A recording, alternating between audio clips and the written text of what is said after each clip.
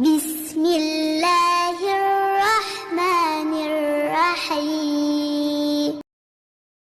اور مسلمان عورتوں کو حکم دو اپنی نگاہیں کچھ نیچی رکھیں اور اپنی پارسائی کی حفاظت کریں اور اپنا بناؤ نہ دکھائیں مگر جتنا خود ہی ظاہر ہے، اور دوپٹے اپنے گریبانوں پر ڈالے رہیں، اور اپنا سنگار ظاہر نہ کریں مگر اپنے شوہروں پر یا اپنے باپ یا شوہروں کے باپ یا اپنے بیٹے یا شوہروں کے بیٹے یا اپنے بھائی یا اپنے بھتیجے یا اپنے بھانجے یا اپنے دین کی عورتیں یا اپنی کنیزیں جو اپنے ہاتھ کی ملک ہوں، یا نوکر بشرطے کہ شہوت والے مرد نہ ہوں، یا وہ بچے جنہیں عورتوں کی شرم کی چیزوں کی خبر نہیں، اور زمین پر پاؤں زور سے نہ رکھیں کہ جانا جائے ان کا چھپا ہوا سنگار، اور اللہ کی طرف توبہ کرو اے مسلمانوں سب کے سب اس امید پر کہ تم فلاح پاؤ۔ وَقُلْ لِلْمُؤْمِنَاتِ يَغْضُضْنَ مِنْ أَبْصَارِهِنَّ، اسی طرح مومن عورتوں سے بھی کہہ دیجئے وہ بھی اپنی نگاہیں نیچی رکھا کریں، وَيَحْفَظْنَ فُرُوجَهُنَّ، اور وہ بھی اپنے سطر کو پوری طریقے سے محفوظ رکھیں اور اپنی شرمگاہوں کی حفاظت کریں، وَلَا يُبْدِينَ زِينَتَهُنَّ، اور انہیں نہیں چاہیے کہ وہ اپنی زینت اور سنگھار کو ظاہر کریں، إِلَّا مَا ظَهَرَ مِنْهَا، سوائے اس کے کہ جو از خود ظاہر ہو جائے، وَلْيَضْرِبْنَ بِخُمُرِهِنَّ، اور چاہیے کہ وہ اپنے گریبانوں کے اوپر اپنی اوڑھنیوں کے بکل مار لیا کریں، بِخُمُرِهِنَّ عَلَى جُيُوبِهِنَّ، یہ خمرہن جمع ہے خمار کی، خمار کہتے ہیں اوڑھنی۔ ایک دوسرا لفظ جو ہے وہ آئے گا سورہ احزاب میں، ان دونوں الفاظ کو علیحدہ علیحدہ رکھیے۔ تو یہ ہے کہ اپنے گریبانوں کے اوپر گویا کہ یہ بھی پرانا ہمیشہ سے لباس، عورت کے لباس میں اوڑھنی بھی تھی اور عورت کے لباس میں چادر بھی تھی۔ چادر وہ لے کر نکلتی تھی جب گھر سے باہر جاتی تھی، اور اوڑھنی وہ رکھتی تھی جب کہ گھر کے اندر ہوتی تھی۔ یہی جو ہماری تہذیب کے اندر ہے، یہ عرب کی تہذیب میں پہلے بھی تھا۔ چہرے کا پردہ نہیں تھا عرب میں،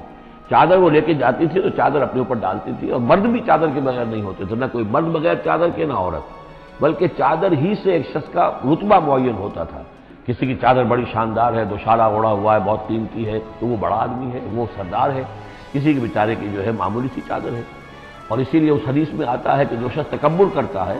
الکبر ردائی، تکبر جو ہے وہ تو میری چادر ہے، اور یہ عرب میں یہ بڑا کسی شخص کی توہین کرنی ہوتی تھی اس کی چادر گھسیٹتے تھے، گویا کہ اس کی عزت جو ہے اس کو کھینچ لیا ہے۔ تو اللہ فرماتا ہے کہ جو تکبر کرتا ہے وہ گویا میری چادر گھسیٹ رہا ہے میرے کندھے سے، اس درجے جو ہے اللہ تعالیٰ جو ہے اس میں اپنی توہین محسوس کرتا ہے۔ تو وہ اپنی ان اوڑھنیوں کے بکل مار لیا کریں اپنے گریبانوں پر،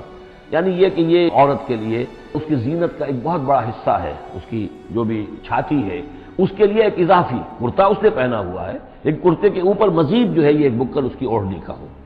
وَلَا يُبْدِينَ زِينَتَهُنَّ، اس کے سینے کے اوپر یہ اضافی ہو جائے گا، وَلَا يُبْدِينَ زِينَتَهُنَّ، اور نہ وہ ظاہر کریں اپنی زینت کو۔ اب یہ ہے جو محرموں کی فہرست آ رہی ہے جس کے سامنے عورت کھلے چہرے کے ساتھ آ سکتی ہے بلا حجاب، اور یہ اتنی طویل فہرست جو دی گئی ہے، آخر سوچنا چاہیے کہ اللہ تعالیٰ نے یوں ہی ایکسرسائز ان فیوٹیلٹی تو نہیں کی ہے۔ کیا فرق ہے اگر ایک عورت کے چہرے کا پردہ نہیں ہے، وہ باہر نکلتی ہے چادر لے کر، اور یہ کہ کسی اور کے ساتھ اس کا پردہ چہرے کا نہیں ہے، تو پھر یہ پوری فہرست دینے کی ضرورت کیا ہے؟ میرے نزدیک چہرے کا پردہ اسلام کے اندر لازم ہے، اور اس چہرے کے پردے سے مستثنا ہیں یہ لوگ۔ کون لوگ مستثنا ہیں؟ الا لبعولتہن، ان کے شوہر نمبر ایک، او آبائہن، یا ان کے باپ، اور باپ سے مراد باپ، دادا، چچا، یہ سب چلیں گے، او آبائے بعولتہن، یا ان کے شوہروں کے باپ، او ابنائہن، یا ان کے اپنے بیٹے، او ابنائے بعولتہن، یا ان کے شوہروں کے بیٹے، یعنی ان کے شوہروں کی کسی اور بیوی سے اولاد ہے، بیٹے ہیں، تو وہ بھی محرم ہیں، وہ نامحرم نہیں ہیں، او اخوانہن، یا ان کے اپنے بھائی، او بنی اخوانہن، یا ان کے بھائیوں کے بیٹے، او بنی اخواتہن، یعنی یہ بھتیجے ہو گئے، او بنی اخواتہن، یا ان کے بھانجے، او نسائہن، یا ان کی عورتیں، اپنی عورتیں، جان پہچان کی عورتیں، عام عورتیں نہیں ہیں، نسائہن،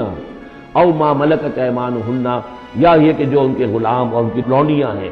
اکثر و بیشتر اہل سنت کے نزدیک یہاں مرد غلام مراد نہیں ہے بلکہ لونڈیاں مراد ہیں۔ اب تابعین غیر اولی الاربۃ، یا ایسے تابع لوگ جو کہ صرف خدمت گار ہیں، بعض اوقات ہوتا ہے خاندانی طور پر جو ہے وہ خدمت گار کرنے والے ہیں، باپ بھی کہیں ملازم تھا اسی گھر میں، اب اس کی اولاد بھی وہیں پر ہے، وہ بھی کام کر رہی ہے، بچپن سے وہیں پلے ہیں، ایسے لوگ ہوتے ہیں کہ جن کو واقعتاً پھر اس گھر کی خواتین سے اس طرح کا خیال کبھی نہیں آ سکتا کہ ان کے بارے میں وہ کوئی بری بات سوچے. ابھی تابعین غیر اولی الاربات، یا وہ تابع کہ جو کہ کوئی غرض نہیں رکھتے اس قسم کے معاملات سے، من الرجال مردوں میں سے. ابھی الطفل الذین لم یظہروا علی عورات النساء، یا وہ لڑکے کہ جو ابھی عورتوں کے جو مخفی معاملات ہیں ان سے واقف ہی نہیں، ابھی وہ جنسی جو بھی باتیں ہیں ان سے واقف نہیں ہیں. ولا یضربن، یہ اب یہ فہرست مکمل ہو گئی. یہ ہیں محرم لوگ جن کے سامنے عورت بغیر چہرے کے پردے کے آ سکتی ہے. باقی یہ کہ زینت جو خود بخود ظاہر ہو جائے، اب ظاہر ہے کہ آپ نے چادر بھی لی ہوئی ہے، کسی خاتون نے برقع بھی اوڑھا ہوا ہے، لیکن اب کسی کا قد ہے، ماشاءاللہ وہ قد ایسا ہے، سر قد ہے کوئی خاتون، وہ کہاں چھپائے گی اس قد کو؟ وہ تو ظاہر ہو جائے گا. جسم متناسب ہے، اب وہ جسم تو ظاہر ہو جائے گا. اس اعتبار سے ما ظہر منہا کو لوگوں نے لے لیا چہرے کے لیے، یہ بالکل غلط ہے. چہرے کا تو پردہ میرے نزدیک لازم ہے، اور یہ کہ باقی یہ کہ ان کے سامنے چہرے کے سمیت عورت آ سکتی ہے. باقی عورت جو ہے اپنے بیٹے کے سامنے بھی سوائے 3 اعضاء کے اور نہیں کھول سکتی، اپنے بھائی کے سامنے بھی نہیں کھول سکتی. چہرہ، یہ ہاتھ پونچوں سے نیچے، اور پیر ٹخنوں سے نیچے، یہ جو 3 اعضاء ہیں یہ وہ ہیں کہ جو عورت کھلے رکھ سکتی ہے، اپنے وہ بیٹے کے سامنے بھی، بھائی کے سامنے بھی، اور جو بھی رشتے گنائے گئے ہیں. لیکن یہ کہ اس سے آگے پھر جو ہے معاملہ وہ پھر شوہر کا ہے. اس سے آگے یعنی لباس کا معاملہ جو ہے جس سے کہ عورت جو ہے وہ آزاد ہوگی، وہ صرف شوہر کے لیے. وَلَا يَضْرِبْنَ بِأَرْجُلِهِنَّ لِيُعْلَمَ مَا يُخْفِينَ مِنْ زِينَتِهِنَّ، اور نہ یہ ایسا ہو کہ وہ اپنے پاؤں مار کر چلیں. مار کر چلیں تو زیور جو ہے پاؤں میں پہنا ہوا اس کی جھنکار ہو تاکہ لوگوں جو ہے ادھر متوجہ ہو جائیں. لِيُعْلَمَ مَا يُخْفِينَ مِنْ زِينَتِهِنَّ، تاکہ لوگوں کے علم میں آ جائے کہ کیا انہوں نے چیز چھپائی ہوئی ہے اپنی زینت میں سے، کیا زیورات پہنے ہوئے ہیں. وَتُوبُوا إِلَى اللَّهِ جَمِيعًا أَيُّهَا الْمُؤْمِنُونَ، اور اے اہل ایمان سب کے سب مل کر اللہ کی جناب میں توبہ کرو، لَعَلَّكُمْ تُفْلِحُونَ، تاکہ تم فلاح پاؤ.